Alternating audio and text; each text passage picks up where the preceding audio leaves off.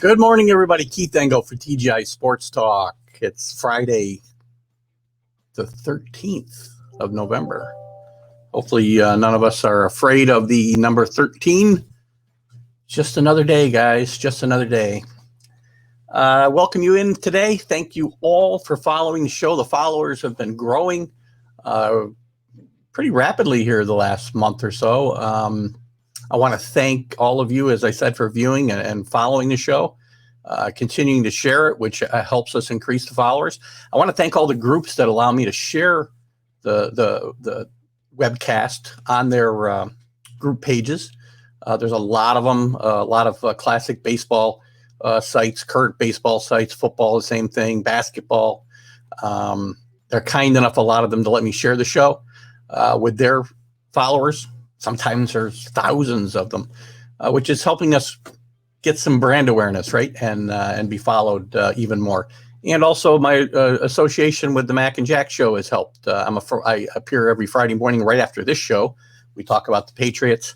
I actually got the guest host with Mac filling in for Jack, which is a tough job, earlier this week. So I want to thank them. So all the groups, just know that if I share this to your page, there's content that will be relevant to you, especially today to the sites I share this interview with Marty Appel, who'll be my guest here in a bit. Before I get to that, I want to thank last week's guest, Fred Mitchell, formerly with the Chicago Tribune. We talked about the Bears. We talked about Gale Sayers. We talked about a lot of different stuff, and we really got we had a nice conversation. It was enjoyable to talk to Fred.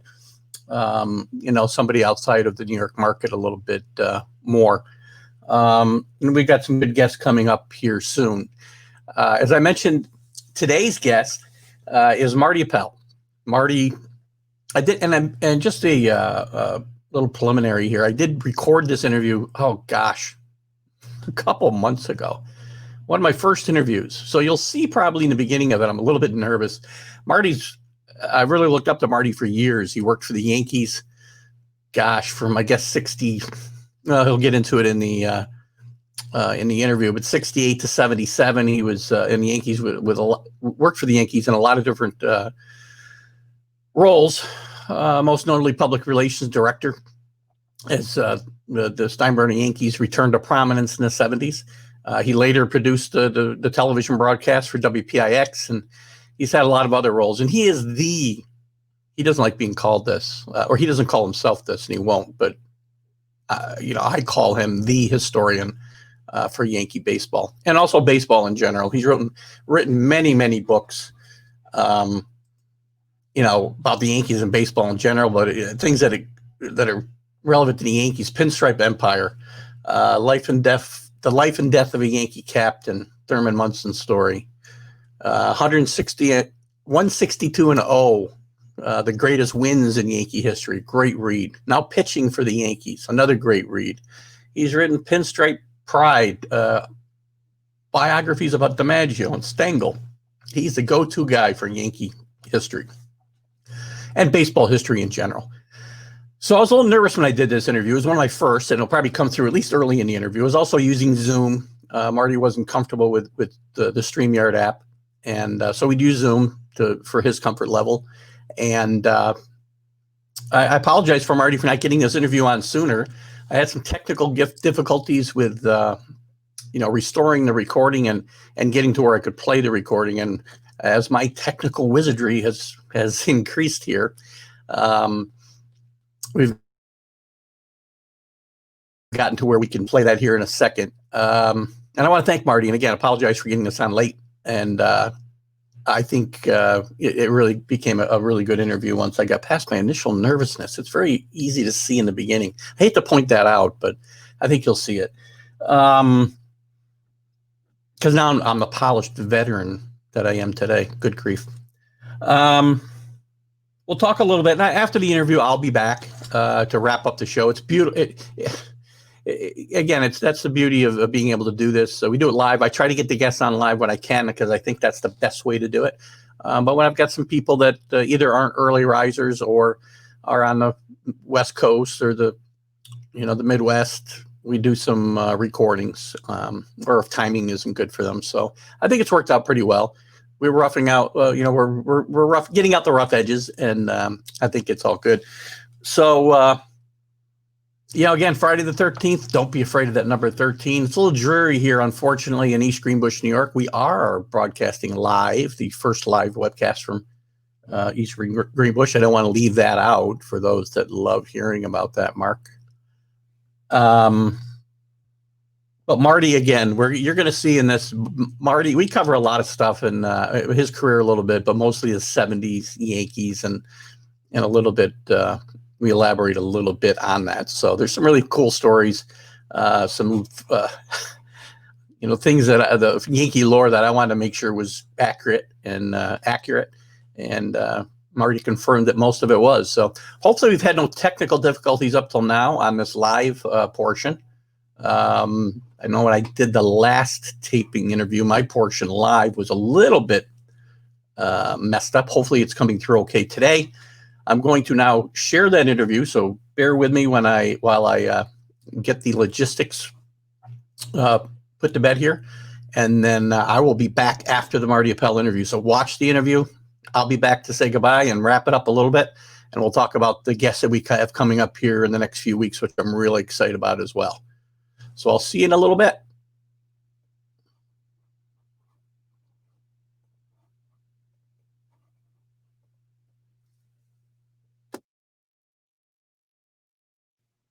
All right, good afternoon, Marty. I appreciate you joining me here today on TGI Sports Talk.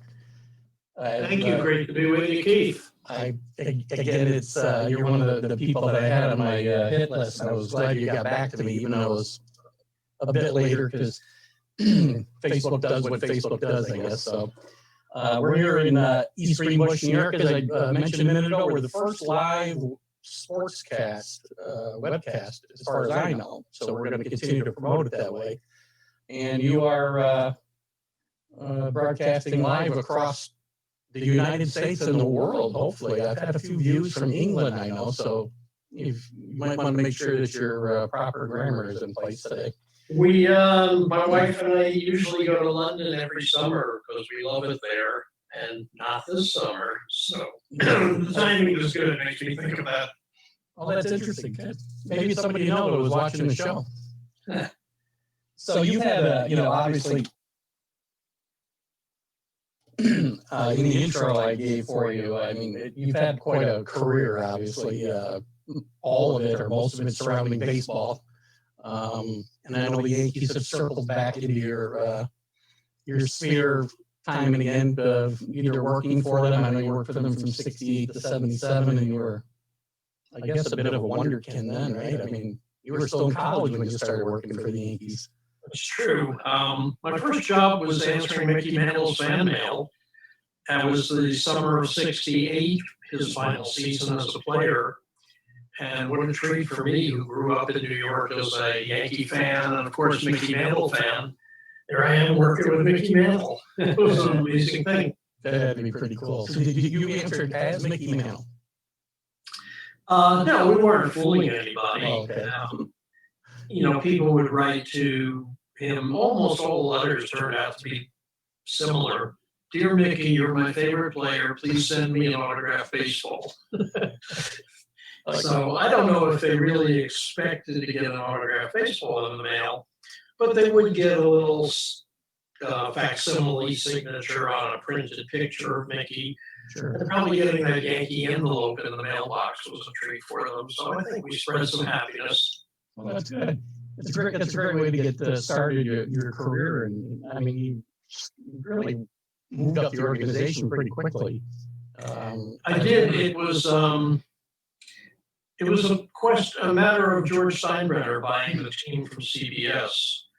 I had been Bob Fischel's assistant starting in 1970, assistant PR director, which was pretty heady stuff for me then. Just out of college, now I'm the assistant PR guy for the Yankees. Traditionally in baseball back then, when the team hired a PR guy, they were generally older people who were around the team for many years, maybe a columnist for a local newspaper or something. But Mr. Steinbrenner bought the team in January '73, and by the fall of that year, Bob Fischel left. So he had to hire a replacement. He was so new himself, he didn't really know the culture of the game as to who you typically hire as your PR guy. So I was Bob's assistant. He asked me if I felt I could do the job. And I did say yes, didn't exaggerate it. I'd been learning from Bob Fischel the best there was. Yeah. So I did know I could do the job, and I told him I could. I got hired. Did you have a full grasp? Do you feel you had a full grasp of what you're actually jumping into with the Yankees at that point in time? Well, I did at that point in time. Of course, we didn't know it was going to evolve into a daily controversy, the Bronx Zoo years. Mm-hmm. It was a little more than I signed up for, but the day-to-day operation, dealing with the press, managing the press box, handling various requests of different sorts that would come into the team, I could do that. Today, there's probably almost 70 people doing what I did back then. I know that sounds ridiculous, but a lot of them are scoreboard people. Yeah. And our scoreboard was far less sophisticated than today. But I would program the scoreboard each day, welcoming different groups who were visiting the stadium, wishing happy birthday to people. And today it's a major production that actually has a DGA television director supervise the whole thing. Yeah. But I was doing promotions, I was doing sponsor relations, I was doing broadcast relations, making a lot of speeches, public speaking. So yeah, I did count one day. There were like 70 people doing what I did. Well, you got paid the salary of 70 people probably back then, right? A little less. But one thing that was interesting about the salary was it wasn't far removed from what the players were making. Well, that's, yeah, the world has changed a lot, right? And I was their age, and we were similar economic status. So in those days, you would actually form friendships with the players, go out to lunch or dinner with them, argue over who was paying, or, you know, all right, you had the iced tea, you know, so it was like that. But you can't do that today. All my PR friends tell me. But back then, it was, you could be friends with the players. Well, yeah, it's a different world today. I'm sure you can't, Yeah. It'd be hard to just be on the same level, I guess, with them today. I mean, in your capacity too, I mean, you got to meet legendary Yankees, you know, going back in time, DiMaggio and Yogi and Casey. Well, maybe not Casey. Keith, that was the best part for me because with the responsibility came planning Old Timers Day. Yeah. So you got to remember, I mean, I started in '68. There were players around from the 20s.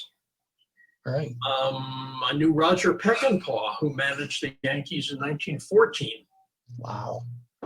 And on Old Timers Day, we would bring back some of the Murderers Row Yankees, Joe Dugan and Earl Combs and Wade Hoyt and Bob Shawkey. This was, to me, this was remarkable stuff because I appreciated it. I was a Yankee fan who knew their whole history. Today, when people think of me as one of their principal historians, I knew those guys. So for me to call Joe DiMaggio or Tommy Henrik, Gomez, Ruffing, and, you know, make arrangements for them to come either to spring training for a visit or to Old Timers Day, what a thing that was for me. What an opportunity. Well, I mean, I think you undersell yourself when you call yourself one of the principal historians of the Yankees, because I think you are the historian of the Yankees in my mind. Well, thank you. There's no such official position on the, you know, with the Yankees, so I'm always careful not to say the. But like, you know, like NBC News will introduce Michael Beschloss as a White House historian.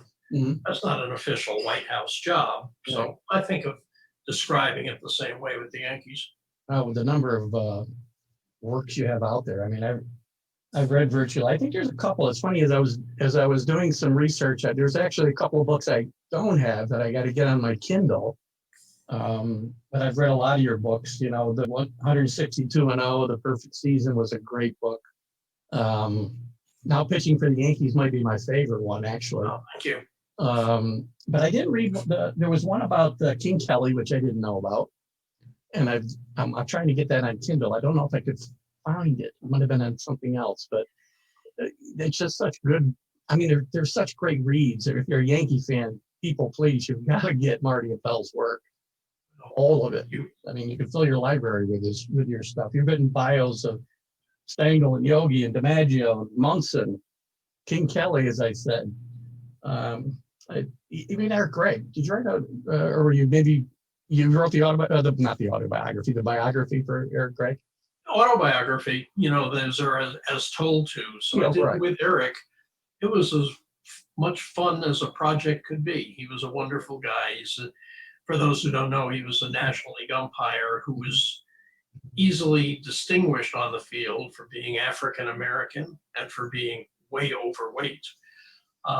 A really fun guy to be with, but an interesting life too, because as you would imagine, kind of a lonely life, being the only African American in the profession.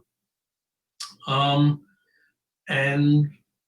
my book agent, Bill Adler, put us together. And boy, a warm friendship grew out of that. And it's a fun book. I don't know if I know it's not in print anymore, but if people can find it, it's called Working the Plate, which has a double meaning.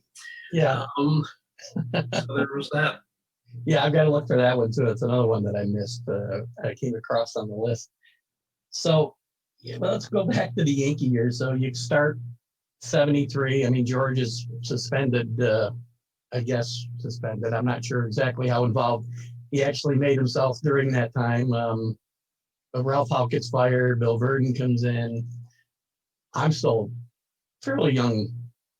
I'm getting into my middle teens then, and I was a big Bobby Mercer fan. 74 was one of my favorite seasons, to be honest with you, because the Yankees weren't expected to do all that well. They're in a pennant race, and George wasn't around yet. We really didn't know who George Steinbrenner was in 1974 yet, because of his other situation. But that's one of my favorite years. And then kind of after that, things start to change a lot, right? My hero, Bobby, gets traded for Bobby Bonds. Verdon's out for Billy, the next year. And then kind of things start to be a whirlwind from there. It's true. It was the beginning of what came to be known as the Bronx Zoo years. When you mentioned Bobby Mercer being traded, I mean, he was the most popular player on the team. And Mr. Steinbrenner himself had told him, "You're a Yankee for life. You'll always be here." I remember reading that in Bobby's book. Yeah. And then Gabe Paul, who was handling transactions in the roster and serving as general manager, traded him to the Giants for Bobby Bonds, Barry's father. Well, I liked Bobby a lot, and he was one of the great all-around athletes that I ever knew, he and Dave Winfield. But it broke my heart, and professionally, to trade our most popular guy was a tough blow. So I remember being in Gabe Paul's office when he actually phoned Bobby Mercer to say that actually the conversation went like this: "Bobby, Gabe Paul, listen, I've got some news for you. I'm not sure how you'll take it, but I think upon reflection, you'll realize it's good news. We've traded you to the San Francisco Giants. Oh, they have great restaurants in San Francisco." And he went on about that. And the last part of the conversation was Gabe saying, "What's that? Oh, Bobby Bonds. Take care, Bobby." So at the end, Mercer said, "Who'd you get for me?" He was stunned. I was stunned. And I said to Gabe Paul, "Gee, I'm going to miss him. He's such a good guy." And Gabe said to me, Gabe had been in baseball since the 30s. Yeah. And Gabe said to me, "Marty, I'll take you to church any day you want and introduce you to 25 of the best guys you've ever met, but they're not going to win you ball games. Oh.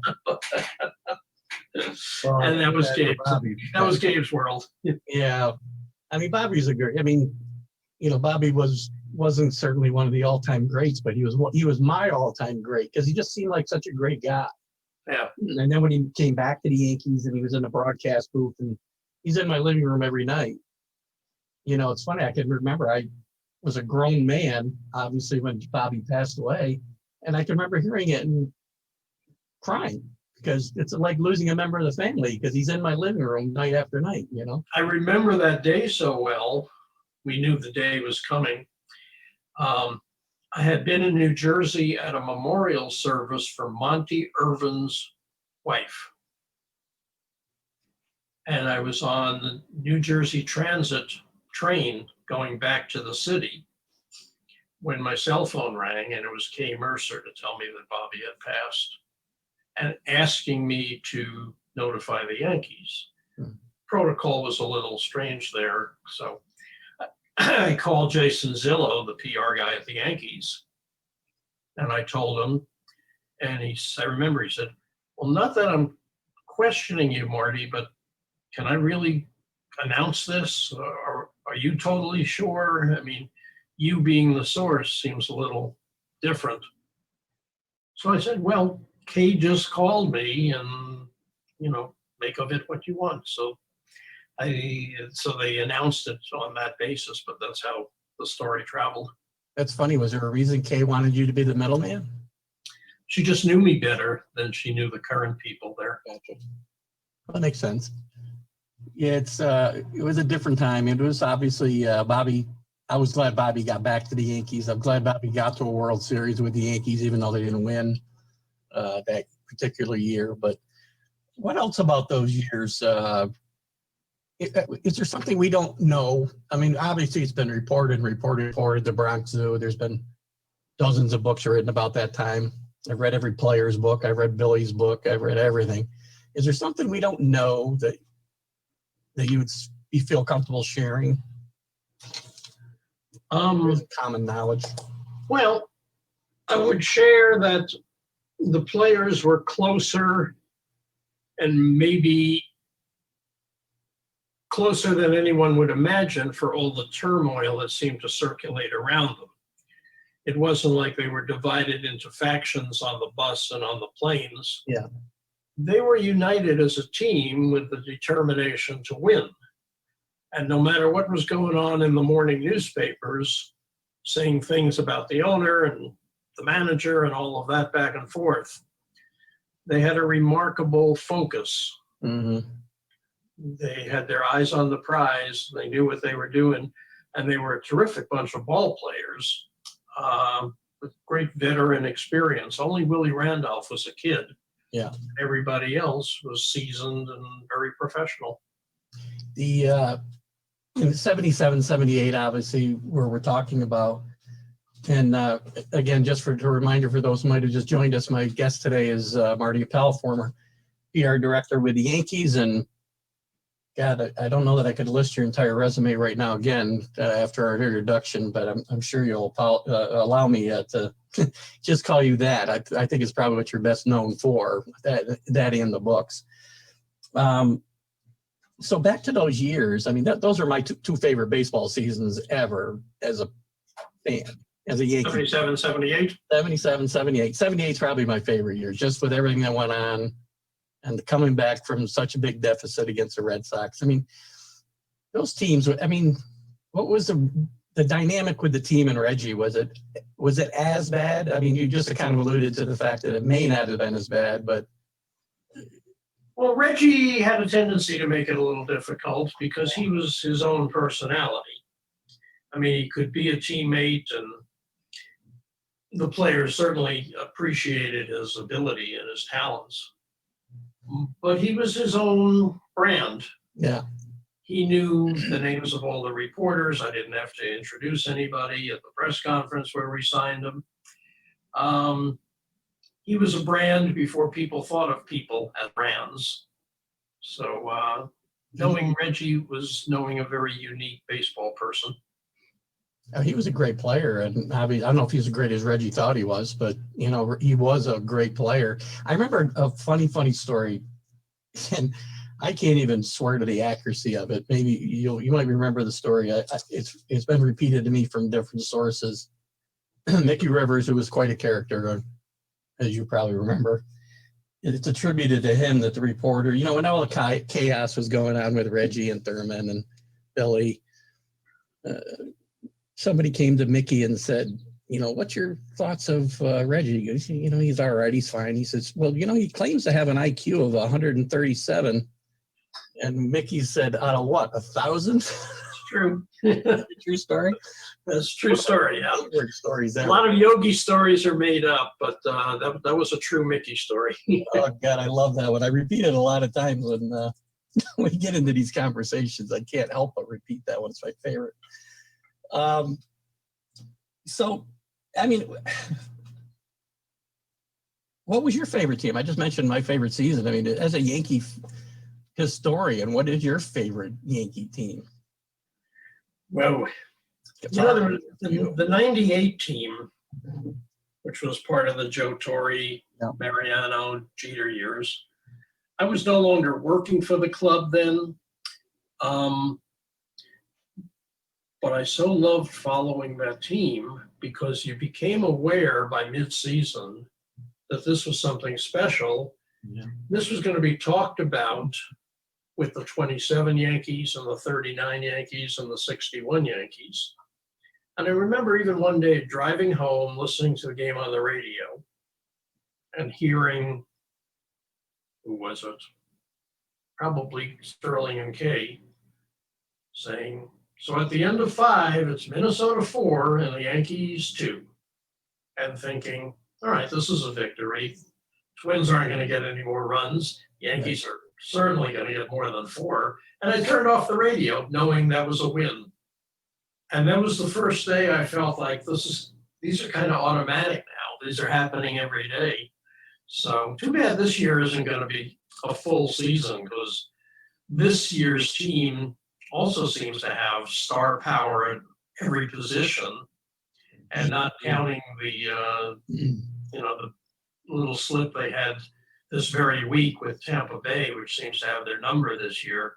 This is going to be one of the elite teams in Yankee history, with an asterisk, of course, because it'll be a short schedule.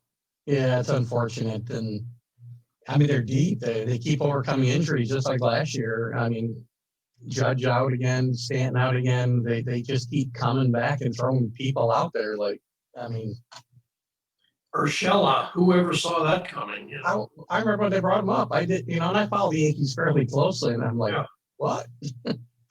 And I think, well, he'll be in for a few weeks, and they'll bring somebody in. Oh, he's a tremendous ball player.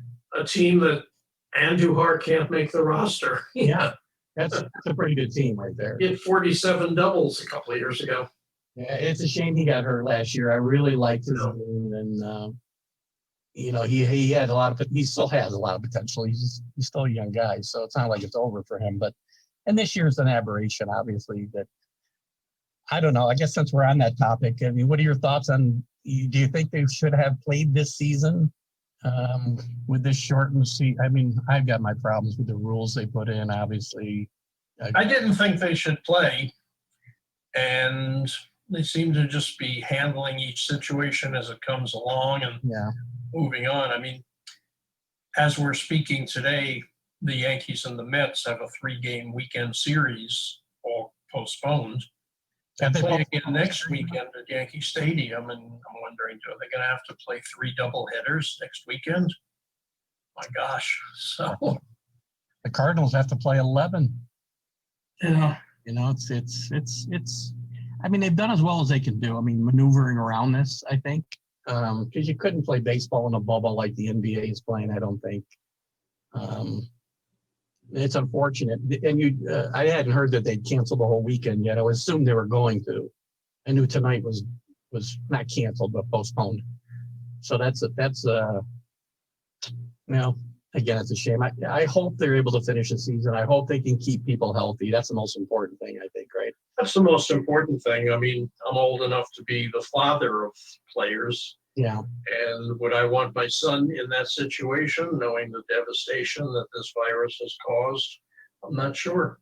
And yet they have to sort of go with the program and say, all right, I can man up, I can play. It's not that easy. No, well, I hope they do the best because we got to keep those cardboard cutouts healthy in the stands too. You know, nobody thinks about the cardboard cutouts and their health. I wish the Yankees had gone that route. It's kind of Yankee-like, no names on the back, no Yeah. cardboard cutouts in the stands.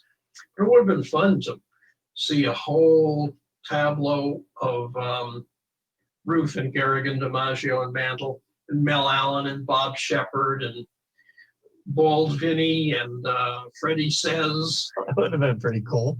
Yeah, that would have been fun. And Marty Appel. Somewhere in the bleachers. Yeah. Put you right next to maybe Billy and Reggie. If you put you right in between the two of them. Yeah, between the two. I would have liked to have sat with Catfish Hunter, even as cardboard cutouts. He was one of my favorites. Really great man. Well, you brought me my next question. I was going to ask you who your favorite player was during the time you were with the Yankees. Well, let me start before I was with the Yankees. I was a Yankee fan starting in 1955. Bobby Richardson became my favorite player. He was in his fan club, and we still are friends to this day, 61 years later. Oh, good for you. And good for him because he knew me as a kid in his fan club. But then I went to work for the team, and we reformed the friendship as two adults. And today we speak all the time. It was his birthday this week. He turned 85. Oh, gosh, happy So a birthday. very Bob. special guy in my life. Once I started working there, some of the players that were special to me were not people that would even be remembered by your viewers at this point. Steve Hamilton and with Steve Whitaker and Ruben Amaro and Bobby Cox, who's in the Hall of Fame. But it were the guys who took the trouble to learn who I was. So if they knew my name, they were on my favorite player list. Oh, that's cool. And, as the years went by, some you keep in touch with forever. Traded emails with Mike Kikich this week. Interesting story in Yankee history. Interesting as well. story in Yeah, Yankee history as well. Yeah. The great trade. Yeah. But Horace Clark, who died last week. Another one of my favorites. Very unassuming blue collar kind of player, a working man's player. I remember one day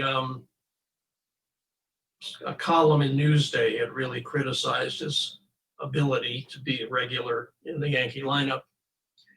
And we were sitting together on the bus and he was reading the column and he said to me, I'll say the name of the writer, was Joe Donnelly. And Horace says, well, Joe Donnelly, he'll be writing the same column in 20 years and I'll be fishing in the Virgin Islands. It's all good.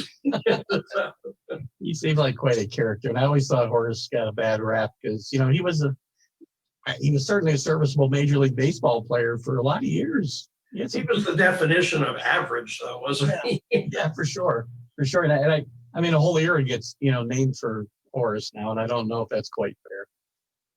That's probably not. Could have been the Fritz Peterson era also. Yeah. Well, but Horace was in that lineup at the top of the lineup every day for a decade.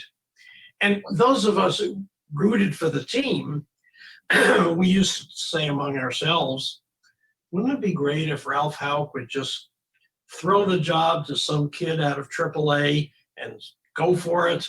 Yeah. Just to shake things up and give the fans something to get excited about. But he never did. We have some good second basemen in AAA. Fred Frazier, George Zeber come to mind. I don't know if those names mean anything. I remember Zeber, yeah. And it was just like, give Fred Frazier a chance. He really looks like the real deal. He never played a single major league game, and it was always Horace on the opening day lineup. I think last week's guest, Greg Pryor, got to play with those guys at Syracuse. I'm pretty sure he mentioned Zeber's name as one of the guys he played with in the 70s. Yeah, Zeber wound up as a utility man and got a couple of World Series rings in 77, 78, I believe. Yeah. Well, so we go back to catfish for a second, because you mentioned catfish. And, it's funny, my wife laughs at me because people I don't know, I judge them by whether I'd like to go out or sit down my back porch or sit at a bar having a beer with them. Right? Catfish is one guy I want to have a beer with. Greg Nettles is a guy I want to have a beer with. Bobby Mercer is the guy I want to have a beer with. That's how I judge people. But not Bobby Richardson. No beer. No beer with Bobby. That's okay. Bobby still would, I'd still like to have Bobby around. So it's just my way of kind of, I like good people. I like to get a good vibe from people. And I'm sure not everybody that I want to have a beer with is going to be all that much fun to have a beer with. But well, you're going to have a lot of viewers of this who are not going to really remember the essence of Catfish Hunter.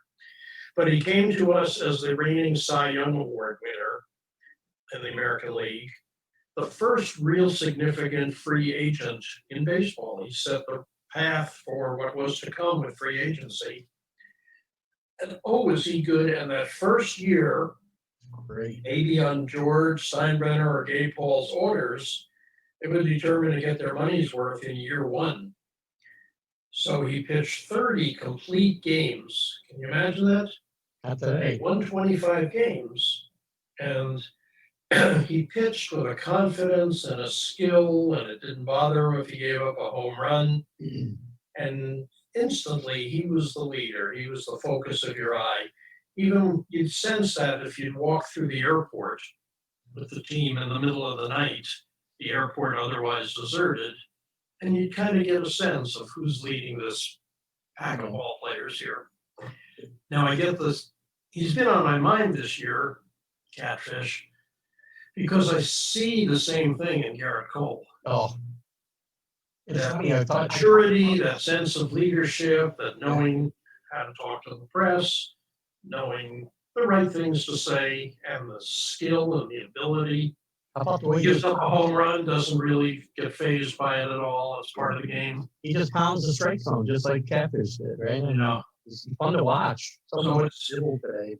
if you follow the history, it's nice to be able to compare a player of this era to past eras.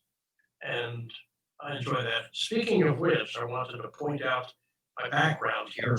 I've been trying to get there. I was going to say where that water bottle comes from, but talk to me about the background. I took this photo. I'm not actually there. It's a background photo you can insert. No. And that is Huggins Stengel Field in St. Petersburg, Florida, Oh, cool. where Babe Ruth and the Yankees began spring training in 1925. The field is still used for local teams, high school, amateur. It's no longer a spring training site, but it still exists. And those trees in the background was always in the background of spring training photos that would run out of St. Pete in the Daily News and all the newspapers. Sure. So when I was in Tampa a few years ago for Yankees fantasy camp, I took a day to drive over and meet a friend, and we went to this ballpark, and I took pictures. And I spoke to some people there who remembered the Yankees who trained there through 1961. And it was a beautiful conversation, and I felt like I was living history. So I took this picture, and what do you know? We come into a Zoom era, and I needed a background shot, and that was perfect. That is perfect. And then hide your water nicely too in the grass. With that grass. So let's talk a little bit about. I'm gonna throw some names out at you, and you can maybe just give me a quick answer on. You know, that's a Yankee anecdote, a Yogi anecdote right there. Which one? He was on some talk show, and the host says, "I'm going to throw out some names at you." He says, "Okay." So the host says, "Mickey Mantle," and Yogi said, "What about him?" I won't throw Yogi out because you just kind of gave me your take on Yogi. There's only one Yogi. I love him. I'm thinking about some of the guys that I grew up watching. Mel Stottlemyre. Well, I just exchanged emails with his widow, Jean Stottlemyre, this very day. Because yesterday, as we're recording this, yesterday was a day game at Yankee Stadium in the middle of August, which are few and far between. But I remember that it was Mel Stottlemyre's debut in August of '64. He came up from Richmond. It was a day game at Yankee Stadium that he started, and he was magnificent, and we knew somebody special had arrived. And in that game, Mickey Mantle hit like a 480-foot home run to dead center field over the batter's eye, over the backdrop. So it was for Mel to be able to say, oh, is this going to happen every time I pitch? He was another one of those guys that carried himself with that maturity and that leadership that you knew this guy was something special. His career ended prematurely because they didn't know how to fix a bad shoulder yet. And that was the end for Mel. But what a great guy to have traveled with and to have been around. Yeah, he's a guy I hope to talk more about. I've been trying to get his son Mel Jr. on the show. We've been exchanging some. He's busy with the Marlins. It's hard to get together, so I hope to get him on to talk about what he's doing in baseball and his dad. Because well, the Marlins may have a lot of off days coming up. So yeah, that's true. Yeah. How about Thurman? Okay, so Thurman and I kind of started together. I started with the fan mail in '68. Thurman was our #1 draft pick that year. He came fast. I mean, '68 he was draft pick. '69 he was already playing a month in the major leagues. And '70 he was rookie of the year. And so our careers kind of parallel, although he was going places and I wasn't necessarily. But we had a nice friendship. We'd go out for drinks or dinner from time to time. And then after he won the MVP award in '76, I approached him with the idea of doing an autobiography. And he said, I'm too young. I don't have enough to say. I said, well, people expect a New York athlete who wins an MVP to have a book. And if you don't do your own book, somebody's going to do one about you. Yeah. You'll hate everything in it. You won't make any money off it. So reconsider. And he did. And that's why we did the book, to stop anybody else from doing the book. So the book came out and he died a year later in that awful, horrible plane crash. It really was. He updated the book and reissued it. And then the 30th anniversary of the crash, my agent said, why don't you consider doing a full biography, which doesn't stop at the crash, but goes on to the aftermath and how he's remembered today. So that book was my one and only New York Times bestseller. And there's so many Munson fans out there who really relate to the guy and his gritty presence on the diamond that that book did well. And his core of fans are still very vocal and very strong. God love them. For sure. Hall of Famer? Tough one for me, and I'll tell you why. Emotionally, friendship, yes. But I have so much respect for the Hall of Fame and their voting process that I lean towards that. He had 15 chances with the baseball writers ballot, and he didn't make it. Yeah. When that happens, I say, okay, the writers have spoken. That's the jury. So as much as I would like him to be in and Gil Hodges to be in, a couple of other guys, they had their opportunity. In Thurman's case, counting the various veterans committees, he's had like 20 shots at it. Yeah. So it wasn't to be. My heart wants him to be there, but I get why he's not too. But every year when it comes up, or every other year, however often it is now, I hope it doesn't die out, because I don't want Thurman to be forgotten. I don't know how he could be. Even people that never saw him play, people that I know in their 30s, they know Thurman Munson. Yeah. They're Yankee fans, and it's really it's real cool piece of legacy. And one of my other favorites I got to ask you about is Greg Nettles. Greg was one of the great fielding third basemen that I ever saw and that the Yankees ever had. His lifetime batting average was a little low, under 250. Yeah. For him to be considered as good a hitter as he kind of was. I mean, he hit a lot of home runs and he led the league one year. And that reminds me of a nice memory. He led the league in '76, which was the 15th anniversary of Roger Maris leading the league with 61. So on the actual day of when Maris hit his 61st, we had a home game, and I invited Sal Durante to Yankee Stadium. Sal was the teenager in the right field stands who caught Maris's 61st home run. So I called Sal, who was a school bus driver in Brooklyn, and I invited him to the stadium to throw out the first pitch from his original seat in right field. Oh, that's cool. I got Nettles, who was the third baseman, to go out to right field to catch it because he'd already clinched the home run title. So Sal was going to throw it out to the first Yankee since Maris to lead the league in home runs. I was always looking for little angles on things. Sure. That's a nice Nettles memory. It's nice. Another Nettles memory I have, though, is I always produce the Yankee yearbook every year. And one year I put a photo on his page, which I regretted. It was a kind of an awkward swing.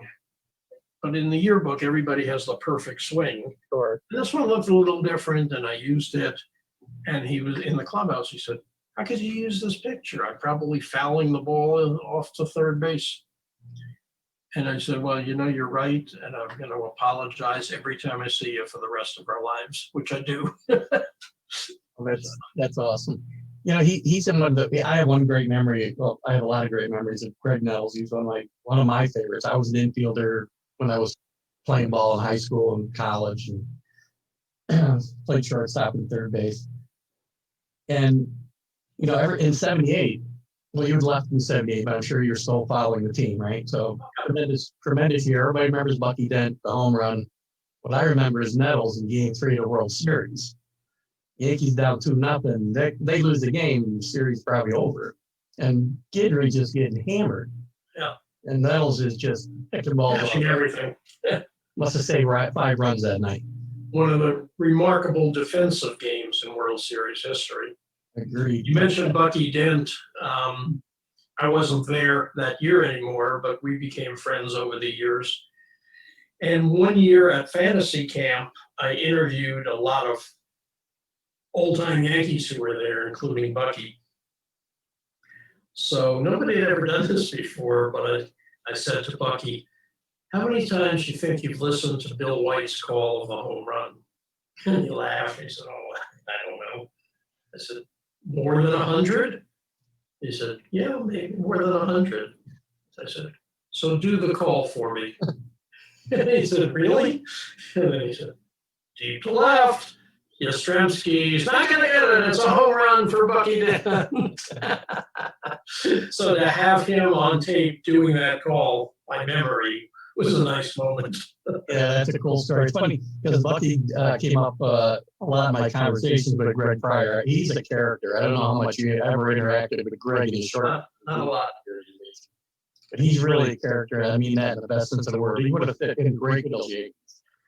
And I started off with him. He was reluctant to come on the show with me, and we had some by-play back and forth. And I had told him, Bucky was a nice player, but Greg Pryor could have done what Bucky did for that team. Your whole career could have been different. You would have been Greg effing Pryor. Your whole career would have been different. And we had a lot of fun with that. He said, "I'm going to get Bucky on the show, and you can tell him to his face. And Greg Pryor's better than that."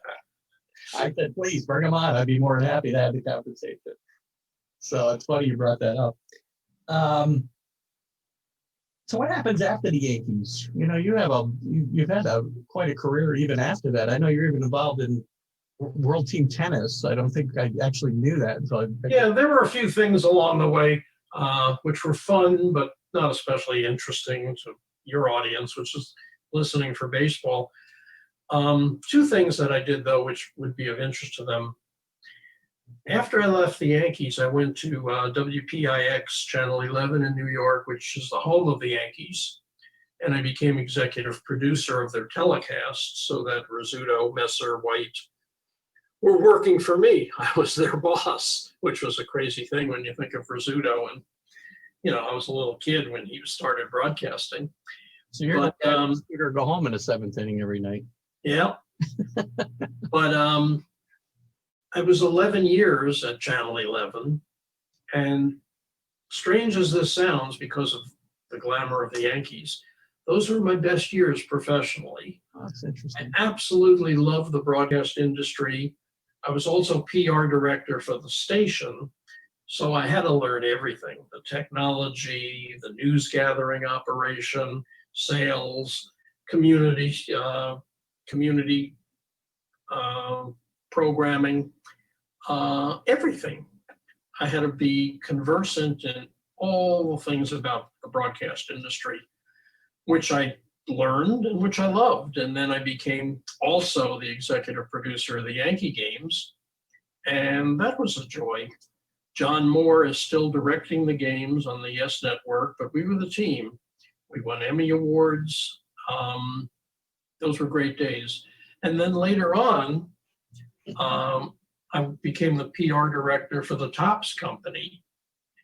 And, Topps, for anybody, all we baby boomers, that was our influence growing up. That's how we learned the game and the players. So I was a kid who collected Topps cards in the 50s and 60s. And now I was the PR director for the company. And Cy Berger still worked there, and he was the father of the modern baseball card. And he was the one that went around and signed up all the players to contracts.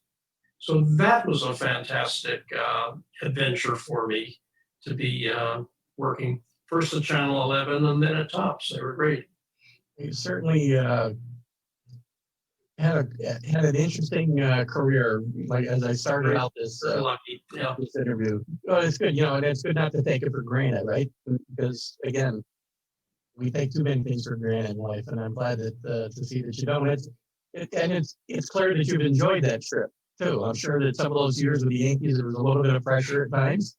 Well, yeah, but I look back on it now, and I don't think of the pressure. I think of it more of it as exciting. Yeah, You'd go to work every morning, and you didn't know what the day would bring, but you knew you'd be on the back page of the newspapers the next day. So bring it on. George happy, I'm sure. So, tell me a little bit about. You got a new relationship with Cameo.com. I saw come up on Facebook the other day. I was invited to join this. It's more and more people are becoming aware of it, but you go to their website, Cameo.com, and you can scan all these celebrities, including baseball people, that can record a private message for you or a family member or a friend, whatever. And not only to mention your name in it, but perhaps share an anecdote of something of interest to you. So in my case, if somebody wanted birthday greetings sent to their father, his favorite player was Mickey Mantle, I'm ready. I mean, I've got my Mickey Mantle story I could share with them. And so it's an interesting service. I just enrolled in it this week, and we'll see where it takes us. Thank you. It sounds like fun. So I'm glad you're continuing your association with baseball. I guess that's not just baseball. That could be anybody, right? You could be there with George Clooney, I suppose. Yeah, I think I'm probably more affordable, in fact. Just a little. You certainly were affordable for me. The price was right to get you on this show. So that was, I'm appreciative of that. Our budget's very low at the moment, Marty, very low. If you think about what you were making when you started in '68 and multiply that by whatever number you want. Well, when I started in '68, I was making $100 a week. And Bob Fischel told me that he had to pull some strings to make that happen because they wanted to pay me $400 a month, but $100 a week actually would come out a little better at the end because Yeah, there's some, $200. yeah, so, Hope you didn't spend that 200 all in the same place. all right. Well, Marty, I tell you what, I've appreciated you having me on today and sharing some of your memories about my favorite team. We could probably go on forever, but I don't want to keep you forever here on a Friday afternoon, and when you got such a beautiful ball field to play on here. And I'm going to say thank you, and who knows, maybe we'll circle back and we'll have another conversation at some point and cover some of the things we didn't get through this time. It would be my pleasure. I enjoyed this hour a lot. Thank you, Keith. Thanks again, Marty. You have a great day. You too. Bye now. Bye-bye.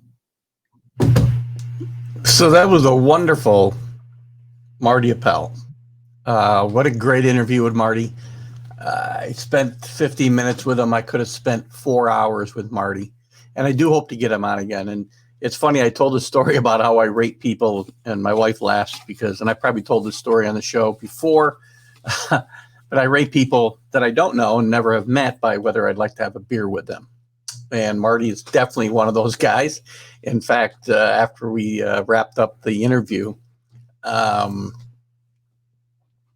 we talked about when he was he comes up this way. He has comes up this way. He used to go to Valley Cat games a lot. Their future's up in the air, but when he comes up, we're going to try to get together and have a beer. Maybe we'll do a live show somewhere. It might be hard in this era of COVID, but maybe we can get together and do a little while at one of my favorite brew pubs or something. It'd be fun. He likes a Guinness, but I've got some other stouts we can get him to try. So I want to thank Marty Appel. It was a great hour.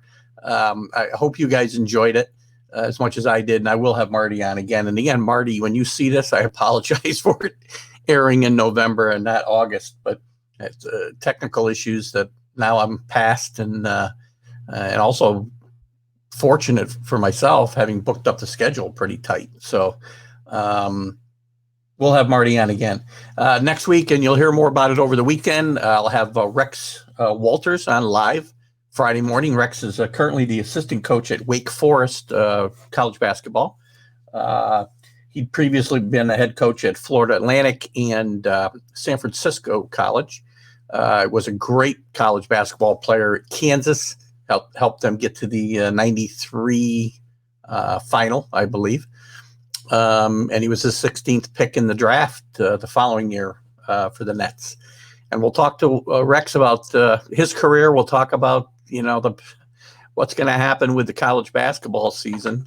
It's a little bit up in the air now because of COVID. The Ivy League has canceled their winter sports, including basketball, men's basketball. So I don't know. We'll see where we go. But we'll talk to Rex next week. And the following week, I've also got Larry Farmer, former head coach at UCLA, one of the not too far down the line following the great John Wooden. So we'll have some interesting insight from Larry Farmer about his career. Great player at UCLA and a head coach at UCLA and other colleges as well. And we'll have him coming up as well as some others. Todd Stahlmeyer will come up in December.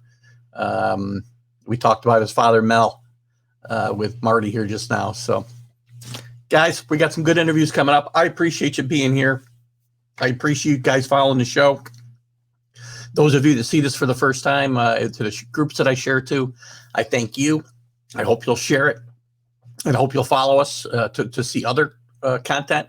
Again, if you're seeing this on one of the classic baseball sites or whatever site you're seeing the interviews on, I guarantee you there'll be more to follow in whatever group I've shared this with. So I think I might get a list of those and maybe scroll them across the bottom of the screen here, the ones that have allowed me to share content.